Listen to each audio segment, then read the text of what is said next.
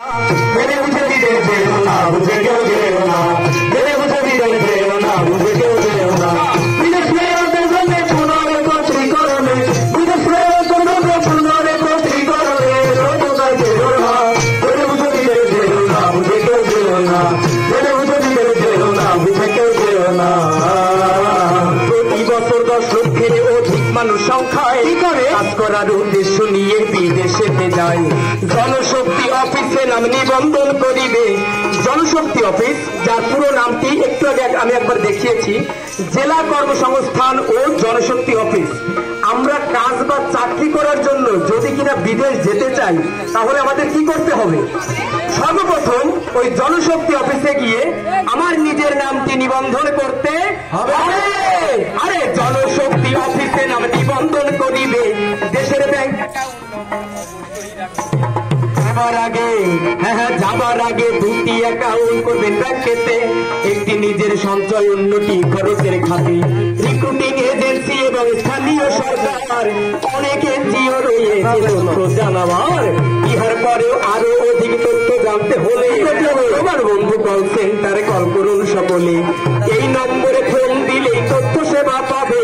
বিস্তারিত জানিতে MRSC-তে যাবে। MRSC মানে হচ্ছে migration and reintegration support centre. সেখানে গেলে আমরা বিদেশ যাওয়ার সকল প্রকার তথ্য জানতে পারবো। এছাড়া ভাই, আপনাদের নিকটস্থ যে ব্র্যাকের অফিস আছে, আজকে আমাদের এই প্রোগ্রামে উপস্থিত রয়েছে ব্র্যাকের অনেক কর্মকর্তা কর্মচারী বৃন্দ। তাদের সাথে একটু যোগাযোগ করবেন, বিদেশ যাওয়ার সকল প্রকার তথ্য আপনারা জানতে পারবেন। আর এই প্রবাস বন্ধু কল সেন্টারে একটি নম্বর দেওয়া আছে না? নম্বরটি কত দেওয়া আছে? 16135। ধন্যবাদ। আমরা এই নম্বরে ফোন দিয়েও কিন্তু সকল প্রকার তথ্য জানতে পারবো, তাও আবার টোল ফ্রি। মানে কি? মানে হচ্ছে এই নম্বরে ফোন দিলে একটি টাকাও কাটবে না। আচ্ছা আচ্ছা, বুঝতে পেরেছো ভাই? কিন্তু আমরা এই নম্বর নিলাম, নিয়ে ফোন দিলাম, সকল প্রকার তথ্য জানলাম। শুধু কি তথ্য জানলে হয়? তাহলে কি করতে হয়? যেতে গেলে আমাদের আরো অনেক কিছু জানতে হবে। কি হবে? জানতে হবে সেই দেশের ভাষা, কাজের ধরন, তাই কাজ বেতন জেনে করুন বিদেশে গমন। বিদেশে চাকরির বিষয়টি আসল নাকি ভুয়া, স্মার্ট কার্ড চুক্তিপত্র নিলেই যাবে নিশ্চিত হওয়া। প্রয়োজনীয় কাগজপত্রে ফটোকপি করে কি করবো? অ্যাকসেপ্ট নিবেন আপনি, অ্যাকসেপ্ট দিবেন পরিবারে। পাসপোর্ট, ভিসা এবং চাকরি চুক্তিপত্র, ট্রেনের টিকিট এবং বহির্গমনের ছাড়পত্র। ডাক্তার কর্তৃক স্বাস্থ্য পরীক্ষা করে নিবে। সুস্থ সবল দেহে সবাই বিদেশেতে যাবে। বিদেশে ভালো চাকরি আর ভালো বেতন চাইলে PTC-তে ট্রেনিং নিয়ে দক্ষ হন সকলে। জি ভাই, TTC? হ্যাঁ, সেটা আবার কি? এর মানে হচ্ছে টেকনিক্যাল ট্রেনিং সেন্টার। এখানে গেলে কি হয়? এখানে নির্দিষ্ট কিছু কাজের উপরে হাতে কলমে প্রশিক্ষণ দেওয়া হয়। আচ্ছা আচ্ছা, আমি একটা কথা বলবো। বলেন।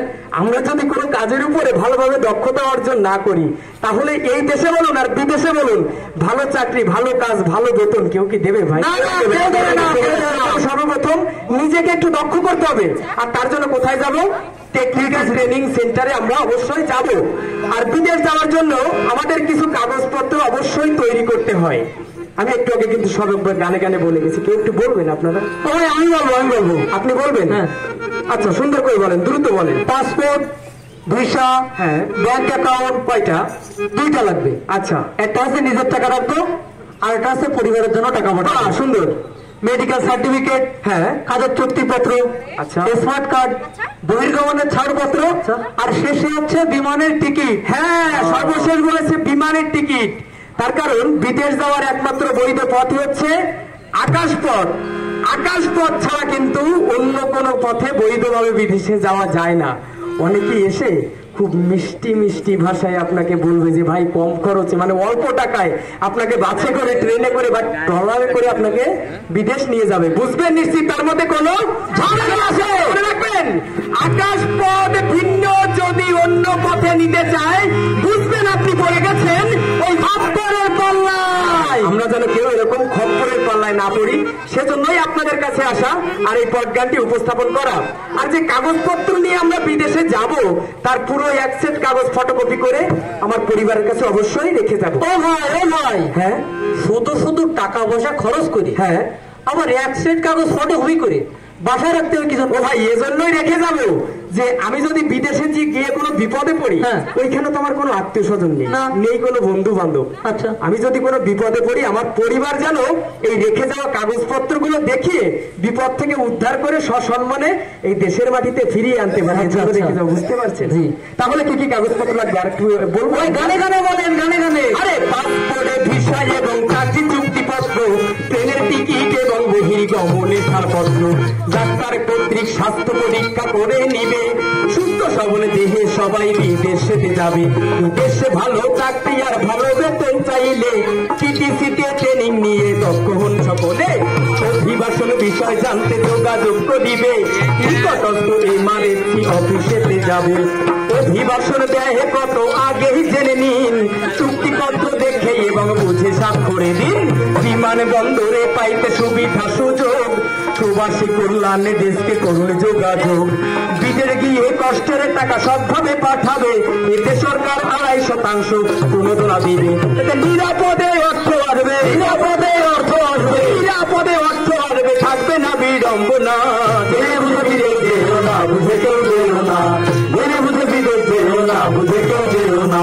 বিদেশে ওদের জন্য পুনরেকত্রীকরণে, বিদেশে ওদের জন্য পুনরেকত্রীকরণে সুযোগ যেও না, জেনে বুঝে বিদেশ যেও না, বুঝে কেউ যেও না, জেনে বুঝে বিদেশ যেও না, বুঝে কেউ যেও না।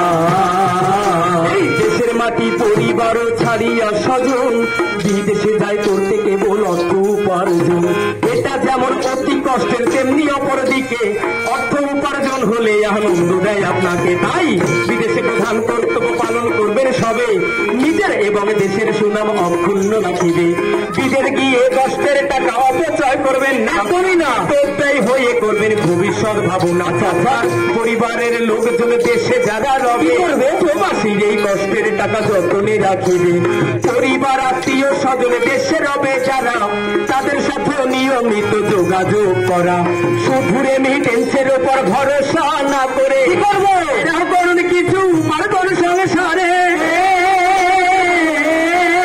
এই অর্থ নিয়ে যখন দেশে ফিরিয়া আসিবে উন্নতির লক্ষ্যে সে অর্থ ব্যবহার করিবে, যে দেশে যাবে সে দেশের আইন মানতে হবে, সেই দেশের সংস্কৃতিকে শ্রদ্ধা করবেন সবে, আত্মীয় স্বজন থাকিলে নিবেন সহায়তা, আসে বাংলাদেশ দূতাবাসের যিনি কর্মকর্তা কিংবা রিক্রুটিং এজেন্সির নিকটে জানাবে, যত দ্রুত সমস্যার সমাধান করে নিবে, এতে নিরাপদ হয় স্বচ্ছভাবে, নিরাপদ হয় স্বচ্ছভাবে, নিরাপদ হয় স্বচ্ছভাবে, নিরাপদ হয় স্বচ্ছভাবে, অভিবাসনের ঠিকানা জেনে বুঝে বিদেশ যেও না, বুঝে কেউ যেও না, জেনে বুঝে বিদেশ যেও না, বুঝে কেউ যেও না, বিদেশে ওদের জন্য পুনরেকত্রীকরণে, বিদেশে ওদের জন্য পুনরেকত্রীকরণে সুযোগ যেও না, জেনে বুঝে বিদেশ যেও না, বুঝে কেউ যেও না, জেনে বুঝে বিদেশ যেও না, বুঝে কেউ যেও না। আরে সুখী হওয়ার জন্য মানুষ ছুটে যায় বিদেশে, কোন রূপ যদি কেউ ক্ষতিগ্রস্ত হয়ে আসে, বিমানবন্দর হতে এই প্রকল্পের আওতায় থাকা ও খাওয়া সহ জরুরি সেবা পায়, সযত্নে কাউন্সিলিং ও চিকিৎসা করাবে, সুন্দরভাবে বাড়ি যাওয়ার সুব্যবস্থা হবে, বিফল হয়ে ফিরে এলে এমআরএসিতে বিভিন্ন সহায়তা পায় ঘুরিয়া দাঁড়াতে, আপনার সুচিন্তার ভিত্তিতে ব্রাক প্ল্যান করিবে, গুরুত্বের সাথে সহায়তার হাত বাড়াবে, দেশে দক্ষ হয় তারা ট্রেনিং করে গ্রহণ, আর্থিক সহায়তা পেয়ে ঘটে উন্নয়ন, ব্যবসা সহ নানা প্রকার অর্থনৈতিক কাজে মূল ধারায় আসছে তারা আমাদের সমাজে, মনোসামাজিক কাউন্সিলিং করিবে প্রদান, শান্তি আনবে মনেতে আর সুখী হবে প্রাণ,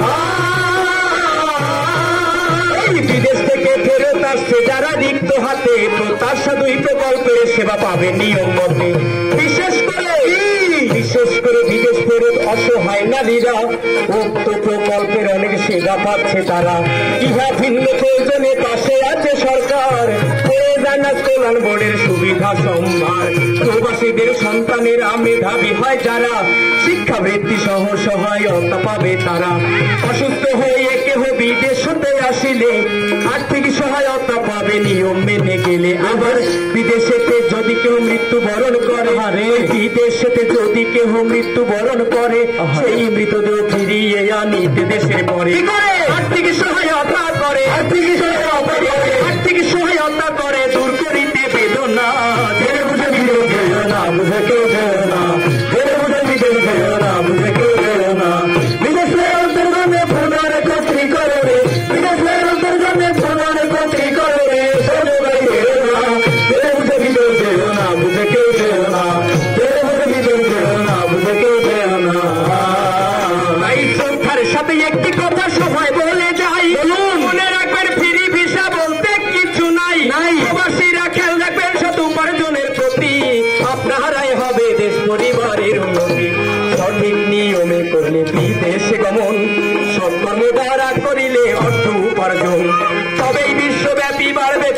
অভিবাসীদের মান, সোনার বাংলা হবে বিশ্বে খ্যাতিতে মহান, বৈদেশিক কর্মসংস্থান নিশ্চিত হবে বলে অভিবাসন আইন হয় 2013 সালে। প্রতি বছর বিদেশের লোক এবার এই দালালের খপ্পরে পড়ে হইতেছে পাচার। এই ঘৃণিত পাচার অপরাধীর উদ্গতিতে আইন প্রণয়ন হয়েছে 2012-তে। ইউরোপীয় ইউনিয়ন ও ব্র্যাকের আর্থিক সহায়তায় দিচ্ছে সেবা প্রত্যাশাদী প্রকল্পের আওতায়, যাতে নিয়ম মেনে ভিতরে গিয়ে দেশের উন্নয়নে অবদান রাখতে পারে সকল প্রবাসীগণে। সকল অধিবাসীরা আছে আইনি অধিকার, নিরাপত্তা সহ সব সহায়তা পাবার। সকলের নিকটে আমরা করছি আহ্বান, নিরাপদ করুন বৈদেশিক কর্মসংস্থান। বিদেশ ফেরত অভিবাসীদের পাশে দাঁড়াই, ওই বিদেশ ফেরত অভিবাসীদের পাশে দাঁড়াই, তুলে কর্তৃকরণের সহায়তার হাত বাড়াই। আমরা নিয়ম মেনে বিদেশে যাই, নিয়ম মেনে বিদেশে যাই, নিয়ম মেনে বিদেশে যাই, দুঃখ সংসার থাকবে না। বেড়ে বুঝে বিদেশ গেল না, বুঝে কেউ গেল না, বেড়ে বুঝে বিদেশ গেল না, বুঝে কেউ গেল না। বিদেশ ফেরতের জন্য পুনরেকত্রীকরণে, বিদেশ ফেরতের জন্য পুনরেকত্রীকরণে ছোট ভাই গেল না, বেড়ে বুঝে বিদেশ গেল না, বুঝে কেউ গেল না, বেড়ে বুঝে বিদেশ গেল না, বুঝে কেউ গেল না। ধোকায় পড়ে না জানিয়া, ধোকায় পড়ে না জানিয়া মরণ ভাবে পড়ল না, বেড়ে বুঝে বিদেশ গেল না, বুঝে কেউ